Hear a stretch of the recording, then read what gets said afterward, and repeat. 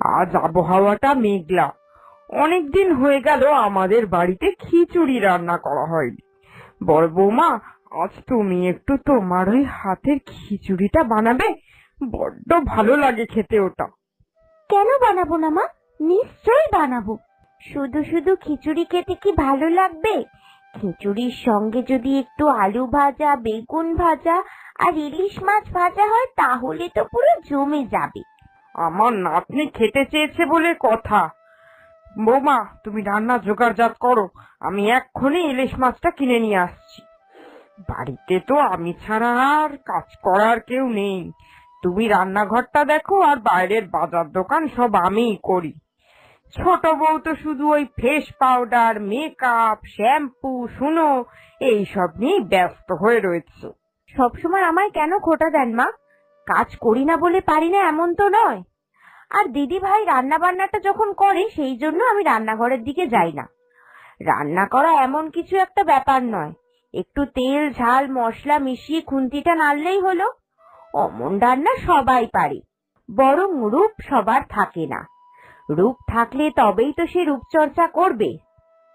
এই রূপচর্চা করতেও না একটা যোগ্যতা লাগে, যোগ্যতা। রান্না যে কেউ করতে পারে, কিন্তু আমার মতো রূপচর্চা যে কেউ করতে পারবে না। বেশ, তাহলে তাই হোক। রান্না যখন যে কেউ করতেই পারে, তুমি বরং আজকের খিচুড়িটা করো। হ্যাঁ বড় বৌমা, আমি তাহলে বাজার থেকে ইলিশ মাছটা কিনে আনি। তুমি কেটে বেছে সবকিছু ছোট বউকে দিয়ে দিও।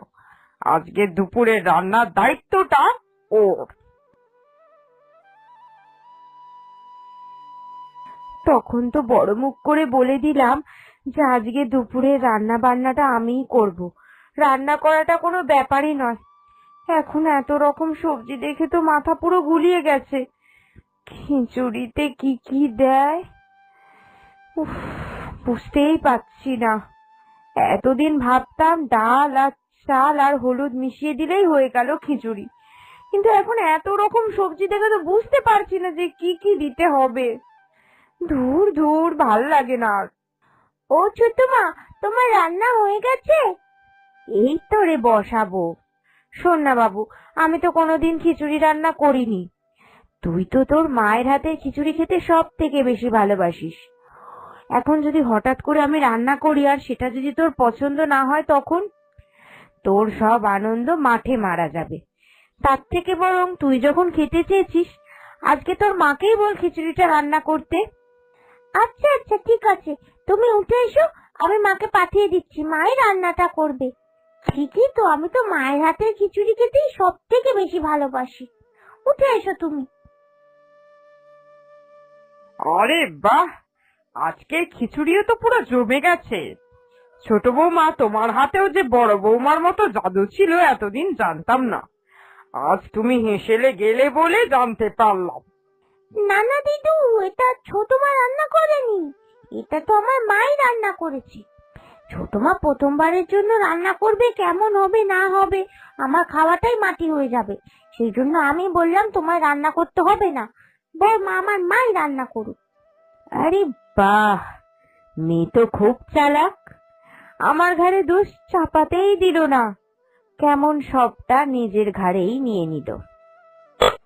এই মেয়েকে যদি আমি নিজের দলে টানতে পারি, তাহলে ওই বড় বউকে ঘর থেকে ছুঁড়ে ফেলে দিতে বেশিক্ষণ সময় লাগবে না। কি রে, ভর দুপুর বেলা রোদে টই টই টই টই করে ঘুরে বেড়াচ্ছিস? কতবার বলেছি এই রোদ্দুরে বেরোবি না, শরীর খারাপ হবে, অথচ তুই কোনো কথাই শুনিস না আমার। বইটা নিয়ে তো দুদণ্ড বসতে দেখি না, সারা দিন শুধু খেলা আর খেলা। আরে তোর হাতে ওটা কি? দেখা দেখা বলছি। চকলেট। কি দুঃসাহস!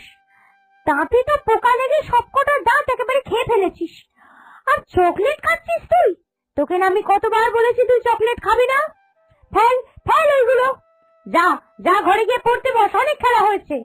আর একবারও যদি আমি বাইরে বেরোতে দেখেছি না, একেবারে ঠ্যাং খোঁড়া করে বাড়িতে ফেলে রেখে দেবো। আহা দিদি ভাই, তুমি বাচ্চাটাকে ওরকম বকছো কেন? বাচ্চা মানুষ না বুঝে করে ফেলেছে, কিছু মনে করে না মনা। তুমি চলো চলো, তুমি আমার ঘরে চলো, আমি তোমায় আদর করে ভালো করে চুল আঁচড়ে পরিষ্কার করে তারপরে পড়াতে বসাবো। তুমি আমার কোলে বসে পড়ালেখা করবে আজকে, কেমন? তুমি খুব ভালো ছোট মা। মা পচা।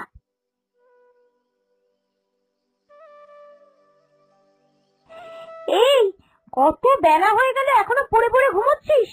ওঠ ওঠ বলছি। সকাল সকাল কাউকে খুঁজে পাওনি তাই না, তাই আমার পেছনে লাগতে চলে এসেছো। আর একটু ঘুমোতে দাও না, এত সকাল সকাল উঠে কি করব? দিদি ভাই, কেন বকছো তুমি শুধু শুধু মেয়েটাকে সকাল সকাল? ঘুম থেকে উঠে সবারই মন মেজাজ একটু বিগড়ে থাকে, আর এই সময় তুমি ওর দিনটা খারাপ করে দিচ্ছ। আয় মনা আয়, তুই আমার কাছে আয়। সত্যি ছোট মা, তুমি ভীষণ ভালো। আর আমার এই মাটা না কেমন রাক্ষসী ডাইনিদের মতো ব্যবহার করে। দূর হও তুমি। কি? যত বড় মুখ নয় তত বড় কথা। তুমি আবার তোমার মেয়েটাকে মারলে এই সাত সকালবেলা? আয় তো মনে আয়, ছেড়ে দে, তোকে এখানে থাকতে হবে না। চল তুই আমার ঘরে চল। এই দেখ, তোর জন্য নতুন জামা এনেছি। পছন্দ হয়েছে তোর? ভীষণ ভালো লেগেছে। আচ্ছা, তুই একটু এখানে বস, হ্যাঁ? আমি আসছি। বিছানার তলায় টাকাগুলো রেখেছিলাম, কোথায় গেল? বড় বৌমা, ও বড় বৌমা, এই বিছানার তলায় টাকাগুলো রেখেছিলাম, কোথায় গেল গো? খুঁজে পাচ্ছি না। টাকাগুলো দাও, আমারই আবার মহাজনকে ফেরত দিতে হবে। ওটা আমার টাকা নয়, মহাজনের টাকা। আমি তো জানি না মা, আপনি টাকা রেখেছিলেন বিছানার তলায়। আমি তো শুধু ঘরটা মুছে চলে গেছি, বিছানার তলায় তো হাত দিইনি। তুমি ছাড়া তো মায়ের ঘরে কেউ আসে না দিদি ভাই। কতগুলো টাকা দেখে লোভ সামলাতে পারোনি। দিয়ে দাও দিয়ে দাও, টাকাগুলো দিয়ে দাও। চুরি করা মোটেই ভালো কাজ নয়। ঠিকই তো মা, তুমি ছাড়া দিদোর ঘরে কেউ আসে না সকালবেলা ঘর মুছতে। তোমার পর থেকে তো এই ঘরে কেউ আসেনি, তুমিই নিয়েছো টাকাগুলো। বিশ্বাস করুন মা, আমি কোনো টাকা পয়সার কথা জানি না। আমি নিইনি এইসব টাকা, আমি চোর নই। চুপ করো। আমার নাতনি যেখানে বলল সেখানে আমি তোমাকে বিশ্বাস করব আমার নাতনির কথা অবিশ্বাস করে? বাচ্চারা সবসময় সত্যি কথা বলে। চোখের ওপরেও এতদিন ধরে তোমার পরিবর্তনটা হয়তো দেখেছে, সেই জন্যই এই কথা আজকে বলতে পেরেছে। আর ও তোমার নিজের মেয়ে, নিজের মেয়ে তোমার বিরোধিতা করবে? এতদিন তোমার এই রূপ আমি দেখিনি বড় বৌমা। এতদিন তো তুমি ভীষণ ভালো ছিলে, এই সংসারটাকে আগলে রেখে দিতে। আর আজ তুমি সামান্য কটা টাকায় লোভী হয়ে উঠলে। এতগুলো দিন এই সংসারে এত কিছু করার পরেও আমার নামে এই অপবাদ। থাকবো না, থাকবো না আমি এই সংসারে। এই সংসারে যখন আমার কথার কোনো দাম নেই, আমার ওপর সবার এত অবিশ্বাস তৈরি হয়েছে, এখানে থেকে আমার কি লাভ? আমি আজই এই বাড়ি ছেড়ে চলে যাব। পর বড় বউ সেই সংসার ছেড়ে বাপের বাড়ি চলে গেল। কেটে গেল বেশ অনেকগুলো দিন। ইতিমধ্যে তার শাশুড়ির বোনের শরীর খারাপের জন্য মাসখানেকের জন্য বোনের বাড়িতে চলে গেল তার শাশুড়ি। বাড়িতে ছিল ছোট বউ এবং তার সেই ছোট্ট মেয়েটি। এই সুযোগ, এখনই ওই মেয়েটাকে বাড়ি থেকে বার করে দিতে হবে, গলার কাঁটাটা সাফ করে দিতে হবে। তারপরেই তো এই বাড়িতে শুধু চলবে আমার রাজত্ব। মা, মা বাঁচাও আমায়, বাঁচাও। না মনা,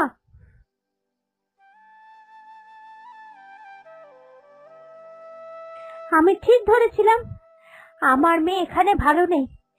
আমার মেয়ের ওপর তুই অত্যাচার করছিস ছোট। মা, মা তুমি এসে গেছো। আমি তোমায় ভুল বুঝেছিলাম মা, ভুল বুঝেছিলাম। সত্যি নিজের মাই আপন হয়।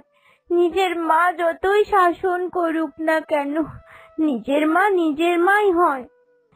ইতিমধ্যে হঠাৎ করে তাদের শাশুড়িও সেখানে চলে আসে। আর শাশুড়ি আসার পর বড় বউ আর তার নাতনি সমস্ত কথা খুলে বলল যে তার শাশুড়ি চলে যাওয়ার পর থেকে কিভাবে সেই বাচ্চা মেয়েটির ওপর তাদের ছোট বউ অত্যাচার করত। সব